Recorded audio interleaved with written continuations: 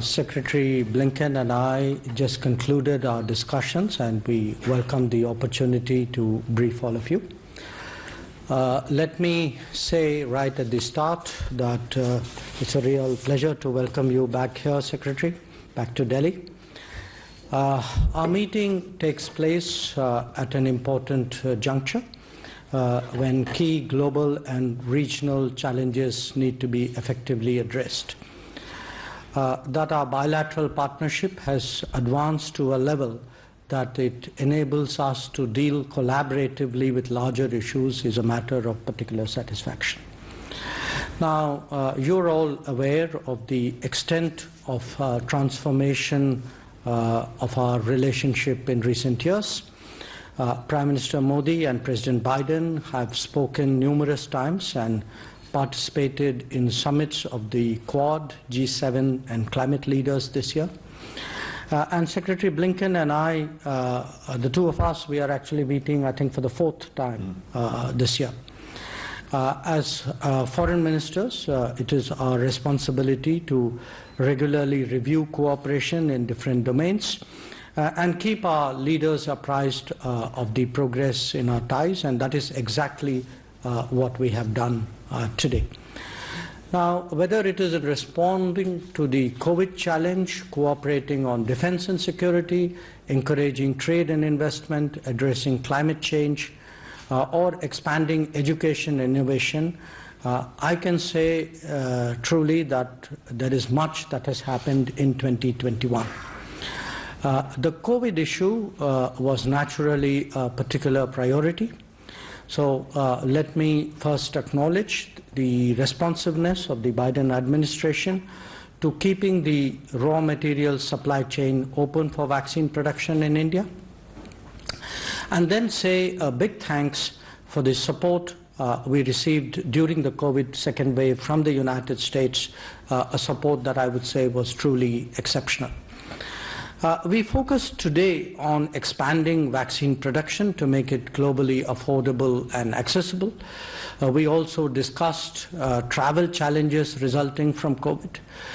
The US has been very forthcoming on students. I really appreciate all the trouble that the State Department and the Embassy has gone to in that regard. And I very much hope we'll take a sympathetic view of other travelers in the days to come. We spoke at length about regional concerns, multilateral institutions, and global issues. The expanding Indian footprint, be it in Africa, Southeast Asia, Caribbean, or the South Pacific, has naturally broadened our shared agenda. Among the many issues that we looked at, I would specifically note Afghanistan, the Indo-Pacific, and the Gulf.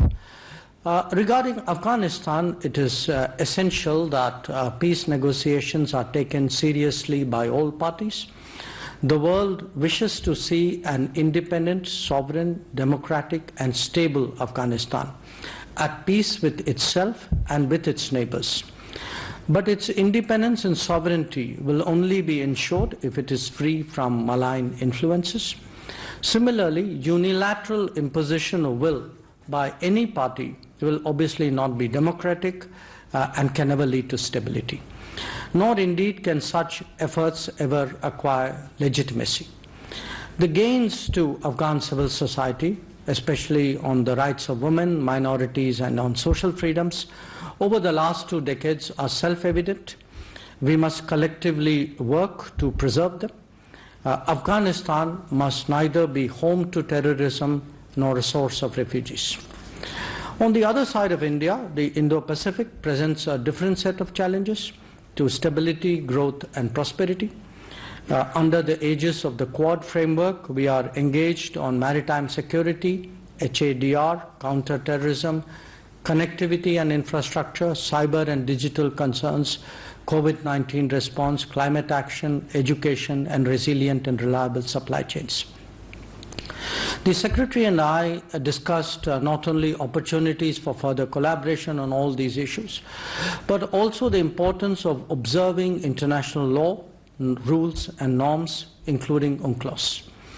Our ability to work more closely, bilaterally, in the Quad and elsewhere benefits the international community as a whole.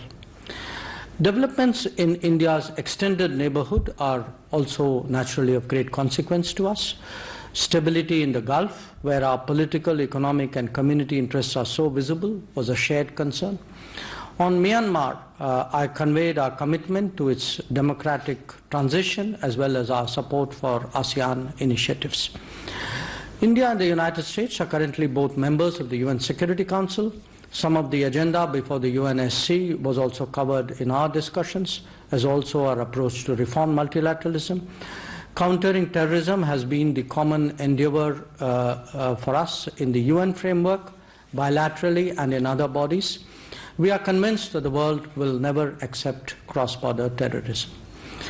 As regards climate change, the Agenda 2030 partnership that Prime Minister Modi and President Biden launched in April strengthens our commitment to meet Paris goals. Taking forward its clean energy and finance mobilization tracks is therefore vital. Given the comprehensive and global nature of our strategic partnership, it is to be expected that our two countries would engage on major contemporary issues. Such conversations are not only essential in a democratic, diverse and multipolar world, but actually affirm that we have entered a new era. We approach this pluralism through the lens of our own contexts, convictions and cultures. Secretary Blinken and I have been very much part of the journey that has brought our two nations so close today. Our ties obviously serve our national and mutual interests well, but more important, make a real difference to the world and the big issues of our times. Having noted that, let me ask you, Tony, to give your take of our talks today, and I request the Secretary for his remarks. Thank you. Thank you very much, and good afternoon, everyone. It's a real pleasure to be back in India. I was just thinking that the first time I came here was 40 years ago with my family. I'm here now in a somewhat different circumstance, but it's wonderful to be here. And I especially want to thank Prime Minister Jaishankar, all of our colleagues in government, and some of the individuals I've had the opportunity to meet already today for an incredibly warm welcome. The Minister and I have a partnership and friendship going back some years, and I have to say it's one of the particular pleasures of my job to be able to work with you on a regular basis. There are few relationships in the world that are more vital than the one between the United States and India. We are two of the world's leading democracies, and our diversity fuels our national strength. We are two of the world's largest economies, powered by the innovative spirit of our people. At a time of rising temperatures and sea levels, we, two of the world's largest carbon emitters, are on the front lines of the climate crisis and the leading edge of a new green economy. Our countries know firsthand the lethal consequences of climate change. And the Indian and American people are united by millions of family ties stretching back generations and by shared values and shared aspirations. Together, the actions that India and the United States take are shaping the 21st century and beyond. That's why strengthening the partnership with India is one of the United States' top foreign policy priorities. That's been the case for the past several presidential administrations, Democrat and Republican alike. And President Biden feels a deep personal commitment to making our friendship with India as strong and as effective as it can be. We believe this partnership will be critical for delivering stability and prosperity in the Indo-Pacific region and beyond, and for showing the world how democracies can deliver for their people. And we believe that there's a good deal that we can accomplish together on so many fronts, including in the near term. As the Minister said, we discussed a number of critical issues today, COVID-19 being at the top of the agenda. It's hit both of our countries very, very hard. We remember with gratitude, and we will not soon forget the aid and assistance that India provided to us in the early days of COVID-19 when our hospitals were overwhelmed early in the pandemic. And I'm proud that we could help return the gesture of friendship. Over the past few months, the United States government has contributed more than $200 million to India for COVID-19 relief. And there's been a huge outpouring from individual Americans, from the private sector, in support as well. Today, I'm pleased to announce that the United States government will send an additional $25 million to support vaccination efforts across India. This funding will contribute, I think, to saving lives by strengthening vaccine supply chain logistics, addressing misinformation and vaccine hesitancy, and helping to train more healthcare workers. We're determined to end this pandemic, and India and the United States will work together to do it, including through the Quad vaccine partnership, which will bring safe and effective vaccines to others across the region. And I believe, too, that as we move forward, India and the United States together around the world will be leaders in bringing this pandemic to an end, and I hope setting up an even stronger global health security system going forward, so that we're in a better position should the next pandemic come around. We also have to address the very painful secondary consequences of the pandemic. To fuel our economic recovery, India and the United States must continue to grow our trade relationship, and beyond that, we have to keep working through the barriers that stand in the way of greater bilateral investment and deeper commercial ties. That's something we talked about today as well. If we create the right conditions for more trade and investment and innovation, there really is no limit to what our private sectors can achieve together. The Minister and I also discussed strengthening our regional cooperation, both bilaterally and through the Quad with Japan and Australia, as well as other multilateral partnerships. So much of the future of the 21st century will be written in this part of the world. We share a vision, India and the United States, of a free, open, secure, and prosperous Indo-Pacific. We'll work together to make that vision a reality. And we'll continue to advance peace, security, and development worldwide, and to work in international organizations to strengthen a rules-based international order. Just to come back to one example, the Quad countries, as the Minister noted, are focused together on dealing effectively with COVID-19, on advancing the climate agenda, on dealing with emerging technologies. And we're bringing our experts together on a number of other vitally important issues to this region and beyond, including infrastructure, supply chains, maritime security. We discussed regional security issues, as the Minister noted, including Afghanistan. India and the United States share a strong interest in a peaceful, secure, and stable Afghanistan. As a leader and critical partner in the region, India has made and will continue to make vital contributions to Afghanistan's stability and development, and will continue to work together to sustain the gains of the Afghan people and support regional stability after the withdrawal of coalition forces from the country. And indeed, we talked about the climate crisis as well. Earlier this year, we launched the U.S.-India Climate and Clean Energy Agenda 2030 partnership to help achieve our ambitious 2030 targets. For the United States, slashing greenhouse gas emissions in half. For India, installing 450 gigawatts of renewable energy capacity, among other targets. That's nearly twice the amount of renewable energy capacity that the entire world added in 2020. It would demonstrate to emerging economies that economic development and a cleaner economy go hand in hand. Today's conversations, including my meeting earlier today with National Security Advisor Doval and my meeting later today with Prime Minister Modi, are valuable, important opportunities to carry our cooperation forward.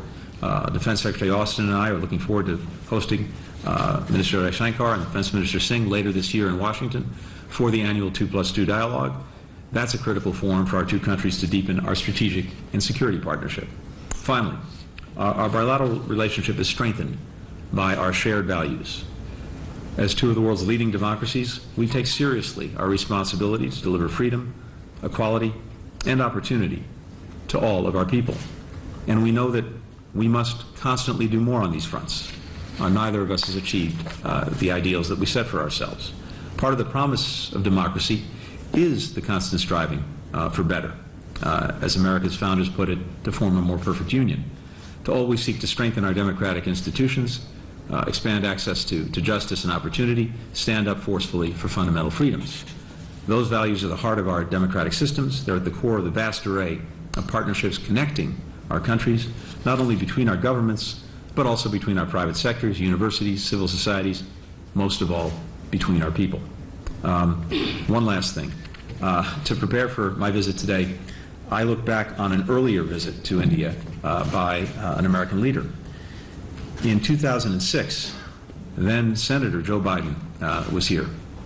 And during that visit to India, he said, and I quote, "My dream is that in 2020, the two closest nations in the world will be India and the United States. If that occurs, the world will be safer." Well, it's 2021. Joe Biden is President of the United States. The friendship between India and the United States is one of the most consequential in the world. And we too look to the future, to 2030 and beyond, because once again, the choices and investments that we make today can produce a healthier, more peaceful, more prosperous, more democratic future for our children and for the world. That's the opportunity before us, and that's what the people of India and the United States will work together to achieve. Thank you. Thank you, Honourable Minister, for the opening statements. I will now invite questions from the members of the media here. For our dignitaries, given the time constraints, we will take 2 questions from the Indian media, and then I'll hand over to the spokesperson of the State Department, Mr. Ned Price, who's here with us, for the 2 questions from the US side. Let me begin with Parikshit Luthra from CNBC, please. Minister Jaishankar and Secretary Blinken, I believe both sides had detailed discussions on the situation in Afghanistan. Could you tell us about the areas of convergence and divergence about Afghanistan and the way ahead? Okay. I would say, rather than look at what is the convergence and what is the divergence, if the Secretary doesn't contradict me, I would say there was much more convergence, and there would be some issues on where we are coming from different places with different interests and backgrounds. I think on the whole, it would be fair to say we agreed that, what I emphasized in my remarks, that peace negotiations should be taken seriously. It is the only way to create a lasting solution, and that the diversity of Afghanistan must be taken into account in finding that lasting solution, and that as the United States, of course, has a very unique involvement in Afghanistan, but as an immediate neighbor with a historical connection, we do feel that the way we are looking at it, the way we see the challenges ahead, what needs to be done, I would say our views were quite similar. I think that would be a fair description. I will certainly not contradict my friend for the most important reason that what he says is exactly right. I think we largely see Afghanistan the same way. We're both committed to the proposition that there is no military solution to the conflict that afflicts Afghanistan. There has to be a peaceful resolution, which requires the Taliban and the Afghan government to come to the table, and we both agree, I think, strongly that any future government in Afghanistan has to be inclusive and fully representative of the Afghan people. But ultimately, this has to be an Afghan-led and Afghan-owned peace process that we will all support. I think it's also accurate to say that there is largely agreement among most countries, both neighboring Afghanistan and in the region, on the need for that kind of future, and certainly a rejection of the proposition that military force is the way to define the future of the country, and strong support for an Afghanistan that is inclusive and representative of its people. So I would say that we are both not only in alignment, but working together and also working with other countries, both neighboring Afghanistan and in the region, to support that kind of future for Afghanistan. Let me just add one other point to emphasize. Even as we withdraw our forces from Afghanistan and NATO and others withdraw their forces, we remain very much engaged in Afghanistan. We have not only a strong embassy there, but also important programs that continue to support Afghanistan economically, through development assistance, through security assistance. That remains. And we are very much engaged in the diplomacy of working to bring the parties together at the table for a peaceful resolution of the conflict. Thank you, Excellencies. For the second question, Elizabeth from Mint. My question is to both Minister Jaishankar and Secretary Blinken.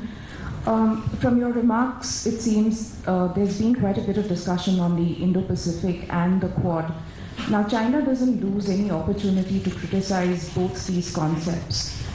How would you answer Chinese criticism on the Indo-Pacific and the Quad? Because they've described it as a nation, NATO, clique of countries, etc. How would you answer this? I'm happy to start. And I won't contradict you. What the Quad is actually quite simple, but as important as it is simple. Four like-minded countries: India, the United States, Japan, Australia, coming together to work collectively on some of the most important issues of our time that are going to have a real impact on the lives of our people, and to do it in a way that hopefully ensures a free and open Indo-Pacific region and peace, security, and prosperity for the people of that region. So what we're doing together is coordinating, pooling our resources, pooling our thinking, and actively collaborating on a whole variety of issues that have an impact on the lives of our people, on COVID-19 and the vaccine initiative that we took with the first leaders meeting that took place just a few months ago, working on post-pandemic economic recovery together, working on the climate crisis, as well as a whole series of issues, everything from maritime security to infrastructure, that again are going to have a meaningful impact on the lives of our people. What the Quad is not is a military alliance. It is not that. Its purpose is, again, just to advance cooperation on regional challenges while reinforcing international rules and values that we believe together underpin peace, prosperity, and stability in the region. And of course, we're doing that as well in cooperation with other countries, with ASEAN, and other like-minded partners.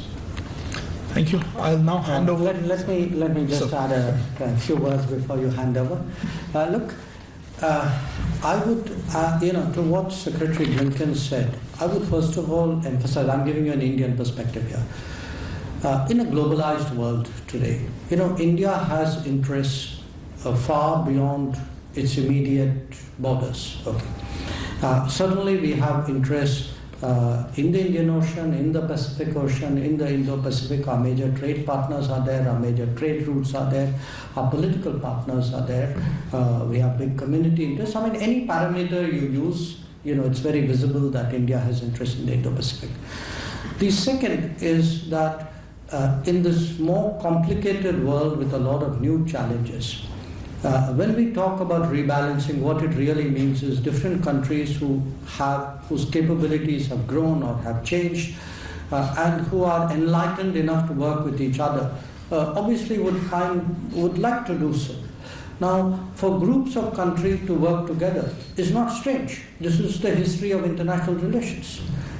Groups of countries work together. We're in the same region. I mean, different. You have regional cooperation, or they sometimes work together even if they can find,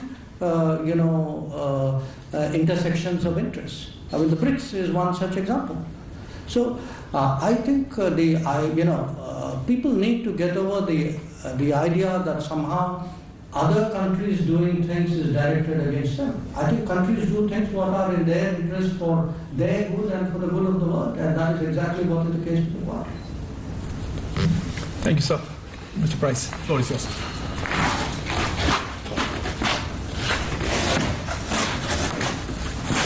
Thank you. Our first question will go to Connor Finnegan of ABC News.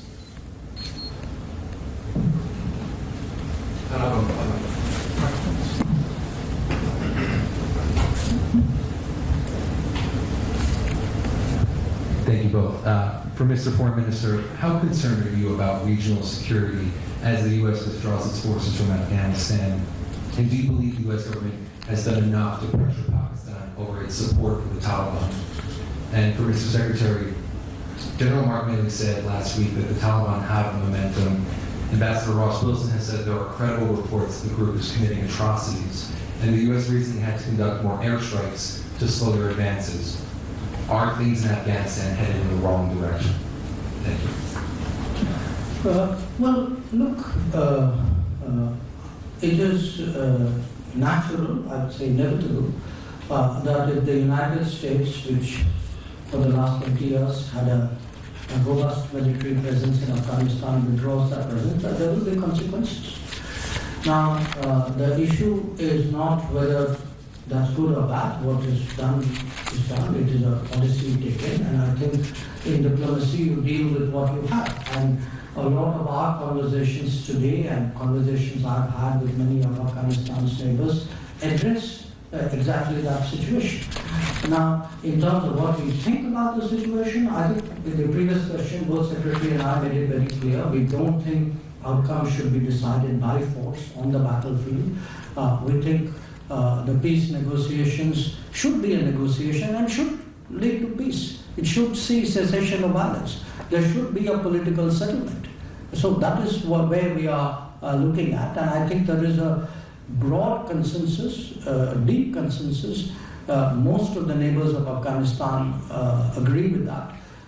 Now, I grant you, not everybody who agrees does what they say they would do. I noted the exception which you have pointed out to.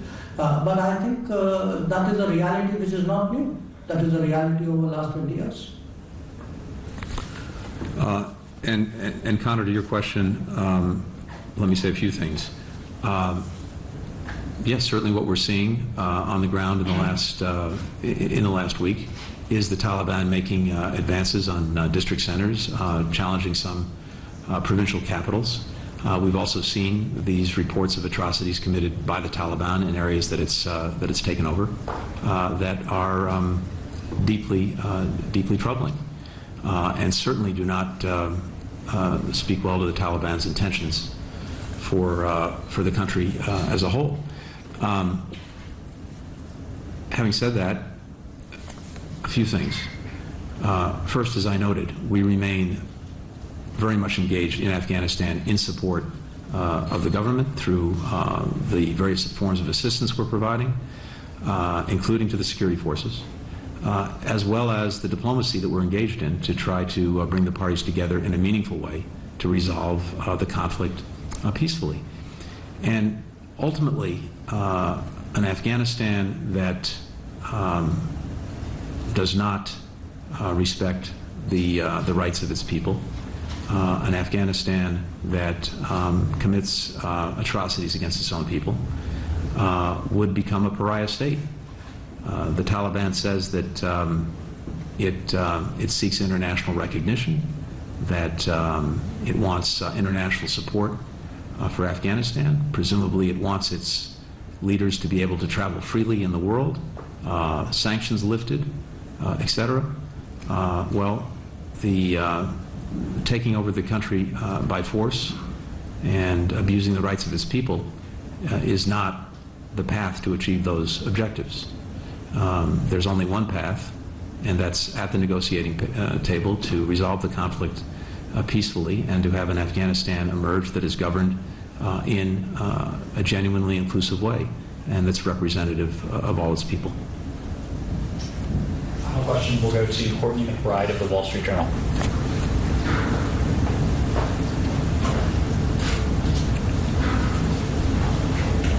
Thank you. Question for each gentleman. Mr. Secretary, you discussed the U.S. and India's shared democratic ideals and the challenges of upholding those. And as you look to partner on issues such as climate and COVID to offer a democratic alternative to China, how do you address the Indian government's backslide on issues such as human rights? And to Dr. Jaishankar, what progress did you make in these discussions of a path out of the pandemic? And are you confident in the ability to accelerate vaccine production and distribution? And are you satisfied that the Biden administration is committed to expanding access to the U.S. beyond the students that you mentioned? I'm happy to start. So let me start by saying that our shared values, our shared democratic traditions, the high ideals that we both set for ourselves were very much a part of our conversation today, as they usually are. And let me just tell you why. You've heard me say this already today. I've said it a few times in the past, but the relationship between our two countries is so important and so strong because it's a relationship between our democracies and, at its core, a relationship between our peoples. And I think one of the elements that Americans admire most about India is the steadfast commitment of its people to democracy, to pluralism, to human rights, to fundamental freedoms. That's, in our minds, one of the ways that we define India, and we see ourselves reflected in that. And it's in part why our shared values strengthen the relationship. Like our own, India's democracy is powered by its free-thinking citizens. We applaud that, and we view Indian democracy as a force for good in defense of a free and open Indo-Pacific, indeed, a free and open world. We also recognize that every democracy, starting with our own, is a work in progress. And when we discuss these issues, I certainly do it from a starting point of humility. We've seen the challenges that our own democracy has faced in the past and faces today. But this is, in a sense, common to all democracies. I mentioned this earlier. We talk about, in our founding document, the search for a more perfect union. That, by definition, means that we're not perfect, and that our entire quest is to get closer and closer to the ideals that we set for ourselves, and that's how societies make progress. And sometimes we're at moments when the challenge is painful. It can even be ugly, but as democracies, we deal with it openly. And ultimately, I think we have in our democracies self-righting mechanisms that are made up of free citizens of different backgrounds, different faiths, a free media, independent courts, powered by a system of free and fair elections. The most remarkable democratic elections in the world in many ways are here in India, just by sheer numbers. It's the largest expression of free political will by citizens anywhere on earth. So I say all this because as friends, we talk to each other about these issues. We talk about the challenges that we're both facing in renewing and strengthening our democracies. And I think, humbly, we can learn from each other because no democracy, regardless of how large or how old, has it all figured out. And we celebrate that the world's oldest and the world's largest democracies are dedicated at heart to a shared set of values that I believe will ensure not only the ultimate success of democracy, but the success of the relationship between India and the United States. Before I answer the question you directed at me, let me just add a few words to what the Secretary said. We had a good conversation on a number of issues. And on this broad issue, I think I would sum it up from my perspective. I made 3 important points. One, that the quest for a more perfect union applies as much to the Indian democracy as it does to the American one. Indeed, to all democracies. Number 2, it is the moral obligation of all, all politics to really right wrongs when they have been done, including historically, and many of the decisions and policies you've seen in the last few years fall in that category. And third, that freedoms are important, we all value them, but never equate freedom with non-governance or lack of governance or poor governance. They are 2 completely different things.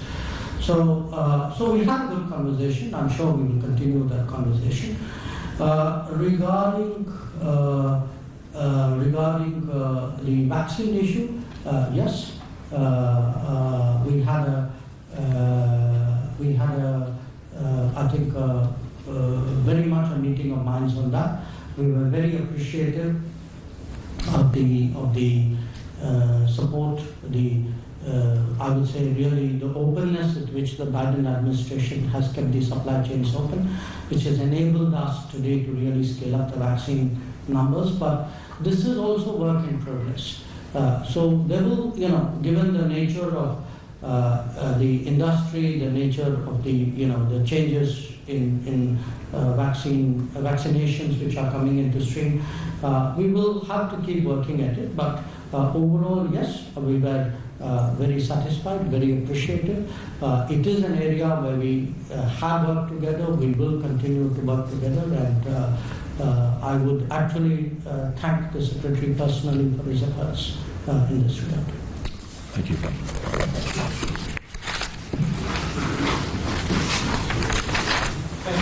That brings us to the end of this media interaction. Thank you for all you for your presence. Please remain seated as the delegation members leave.